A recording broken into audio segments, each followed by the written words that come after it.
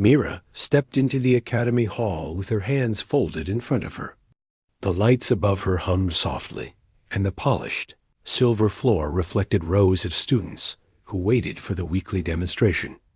The place was one of the most respected training centers on the outer colony world of Helion. Children from many systems came here to study art, science, diplomacy, and music. It was known for finding talent early and sharpening it with strict routines. But Myra did not come from a family with status. Her mother cleaned the West Dormitory. Her father repaired maintenance drones. She earned her place only because the academy granted a few scholarship seats every year to children of workers. Just to show it was fair, most teachers believed these students were brought in for balance rather than promise. Myra felt that belief every time she walked into a lesson. She heard the whispers. A worker's girl among the elite. She moved quietly, listened carefully, and hoped that talent alone could speak for her. It almost never did. She blended in as someone who followed rules and kept her head down. The demonstration day was meant to display progress. Each student had to present something from their chosen discipline. Myra chose the piano. It was an old instrument by galactic standards. Most students used advanced synthesizers or quantum resonators for sound creation. But she loved the simple keys and how they responded to human touch. Her instructor, Master Relon, rarely hid his doubt when she practiced. He corrected her with a sharp tone. He reminded her to watch the timing. He said her hand posture was uneven, but he never raised his voice. He simply smiled a patient smile that felt softer than a reprimand, but heavier than disappointment. When the students gathered around the central platform, they chatted loudly. Their jumpers shimmered with colors indicating their ranks. Mira wore plain fabric with no shimmer at all. Master Relon stood at the edge of the platform and scanned the list on his pad. When he called Myra's name, several students exchanged quiet grins. They tilted their heads toward her with something between amusement and curiosity. They had seen her walk in and out of practice rooms alone. They had seen the old piano. They did not expect anything from her. Master Relon stepped aside, motioning to the bench. Myra walked forward with steady steps and sat down. The bench felt cold. She placed her hands on the keys. They were warm from the hall lights. She breathed once. Then she played the first tone. The moment the sound rose, a change swept through the room. The air that carried laughter just seconds before became still. The first tone did not sound like the familiar resonance of the academy piano. It carried an echo that brushed the edges of the hall like a moving wave. Some students lifted their heads. Some leaned in. Master Relon widened his eyes. Myra felt something inside her respond to the sound. She had played this instrument every night when the hall was empty. She had shaped tones by instinct, letting her thoughts move through her fingers. But she never knew what would happen the day she played in front of others. The tone that came out was different. It was richer. It felt alive. Myra felt her chest vibrate from it. She pressed the next keys. The harmony expanded. It did not burst or overwhelm. It grew like a sunrise pushing away night. The room shifted in mood. The shimmering uniform seemed to dim as the music took more of the audience's senses. Students leaned forward with wide eyes. Some of the teachers rose from their seats. A few stepped closer. Myra continued with calm focus. Her fingers built a melody that wound upward like a spiral of light. The hall lights flickered softly, responding to the vibration. The academy's sensors, hidden in the ceiling, adjusted their frequency. They interpreted strong sound waves as environmental input. They thought the room needed stabilization. The adjustment caused a subtle glow. Master Relon stepped closer. He did not grin now. His mouth was slightly open. He glanced at the other instructors. They exchanged looks of silent surprise. Myra did not notice.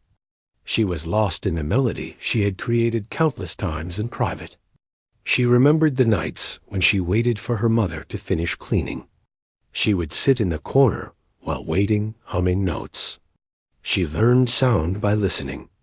She learned rhythm by feeling the steps of the cleaning drones that rolled through hallways.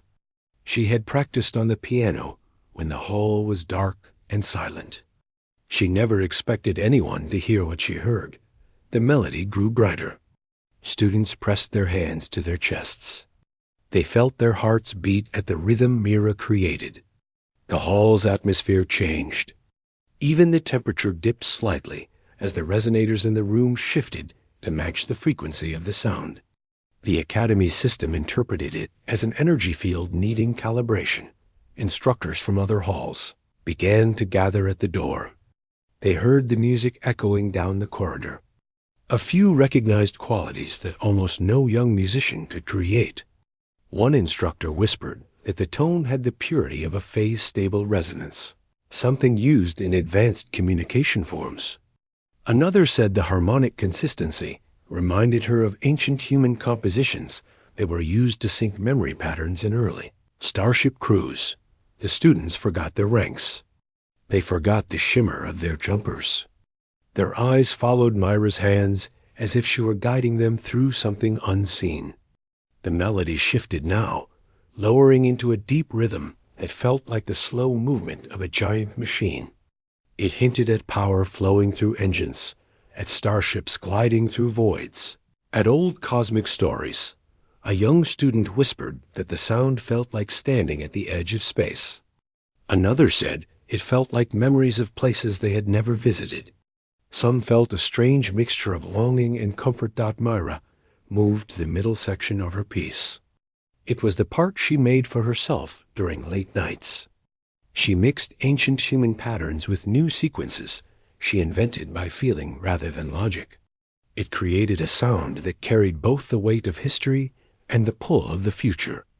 As she played this section, the hall's energy sensors reacted more strongly. The lights dimmed, casting a soft glow around the piano. One of the instructors stepped forward and whispered to Master Rilan. The instructors near them watched with serious expressions. They recognized something rare. A human producing such resonance without equipment was almost unheard of. It meant she had natural alignment with advanced harmonic fields used in interstellar research. Mira felt the intensity rise. Her hands moved faster now. She did not rush. She guided the melody with control. It expanded outward and reached every person in the room. It wove emotions through them. Some felt courage. Some felt hope. Some felt a sense of belonging that they had never understood at the Academy. For the first time, the hall showed unity. When the final set of tones arrived, the music softened. The last notes drifted into silence. Mira lifted her hands from the keys. The silence that followed was full and heavy. No student spoke. No teacher moved. The hall seemed afraid to break the pause. Even the sensors in the ceiling stayed still. Then, almost as one, the entire hall breathed again. A sound broke through the silence. It was not applause at first. It was a gasp. Then the clapping rose like a sudden rainstorm. Students stood up. Teachers stepped closer to the platform. Some clapped with wide eyes, some with hands over their mouths. Unable to understand how such sound came from a student they barely noticed before, Master Rilan placed a hand on the edge of the piano and looked at Mira with awe. He did not smile his usual smile. This one was different. It was real. It carried respect. Myra stood slowly. Her hands trembled. She looked at the crowd. She did not know what to do. She stepped back instinctively, unsure if she had done something wrong. A senior instructor stepped onto the platform. He was known for his strict standards. He rarely showed emotion. Yet he looked at Myra with an expression that seemed almost gentle. He asked her how long she had practiced. Mira answered softly that she practiced every night while waiting for her mother. The hall fell silent. The instructor nodded slowly. He said her tone was something the Academy had never recorded. He said she produced harmonic patterns that matched high-level research signals used in cosmic communication arrays. He explained that only a few humans had this natural ability. It was rare not because humans lacked talent, but because the galaxy had long moved to synthetic systems that no longer required instinctive resonance. A young student raised a hand and asked if that meant Mira had something special. The instructor nodded again. From the back of the hall, someone entered. It was one of the Academy directors. She had heard the sound from her office. She walked forward, her steps firm and slow. She examined Myra for a moment, then asked her to play a single tone again. Mira hesitated, but pressed one key. The tone filled the room. The director closed her eyes and listened. When the tone faded, she opened her eyes, and for the first time since arriving, she smiled. She announced that the Academy would form a new program centered on harmonic research, and that Mira would be the first student. Admitted, the hall erupted in noise again. Students rushed forward to ask how she learned her technique. Instructors told each other they needed to document every detail of the performance. Some wanted to test her ability on advanced instruments. Others wanted to see if her resonance could sync with starship systems. But Myra only wanted to sit down for a moment. The excitement was overwhelming. She stepped off the platform and found a quiet corner. She sat on a small bench and folded her hands. Her heart raced. She felt like she was floating. Master Relon walked toward her. He sat beside her and spoke quietly. He admitted he underestimated her.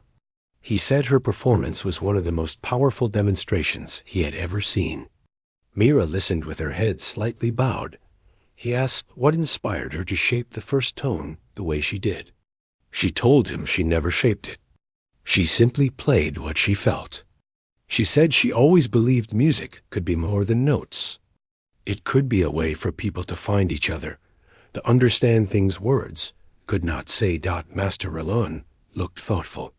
He said humans sometimes forgot their own gifts because the galaxy had so many advanced systems. He said her music reminded him that humans had something machines could not replicate: emotion, instinct, presence. Director approached them again and told Mira that she wanted her to perform at a larger event held by the Council of Helion. It would be a gathering of leaders from different systems. She said her tone could demonstrate something powerful about human potential. Mira hesitated. She did not feel ready for such a large audience. But the director reminded her that talent like hers could help shape the future of human involvement in the galaxy. She said humans were often seen as adaptable but ordinary. Mira could show them something new. The following days became a blur for Myra. She trained with instructors who studied harmonic fields. They placed advanced sensors around the piano to record how her sound interacted with the environment. They ran simulations. They tested different tones. Mira learned how her emotion shaped sound waves. At times she felt overwhelmed. But every time she sat at the piano, everything became clear again. The keys guided her. The sound reminded her why she played. When the day of the council event arrived, the hall was far larger than anything she had seen. Representatives from many worlds filled the seats. They murmured among themselves. They had heard rumors. A human child with natural resonance. They wondered what that meant. When Myra walked onto the stage, dressed in a simple uniform, she felt small but steady. She sat at the piano. She closed her eyes. The hall quieted. She played a single tone. The sound expanded through the hall with even more strength than before. It flowed across rows of listeners. It touched every world represented there. People felt their thoughts quiet. They felt something familiar yet distant. They felt human warmth carried through sound. Myra continued. She created a melody that spoke of unity, struggle, courage, and hope. It spoke of stars humans had reached and stars they still dreamed of reaching. It carried the weight of human history and the promise of human future. When she finished, the hall stayed silent for a long moment. Then applause filled the space like thunder. Leaders from different systems approached the director afterward. They said the performance proved something important. They said humans had a unique ability that should not be overlooked. They said the galaxy needed that doc. In the following months, programs built around her discovery expanded. Humans found new roles in harmonic research and communication networks. Mira continued to train, but she never lost her simple joy for music. And in the Academy Hall, where everything began, the piano remained on the platform. Students gathered around it often. They spoke about the day when a girl from a worker's family sat down while others grinned. They spoke about how her first tone changed everything,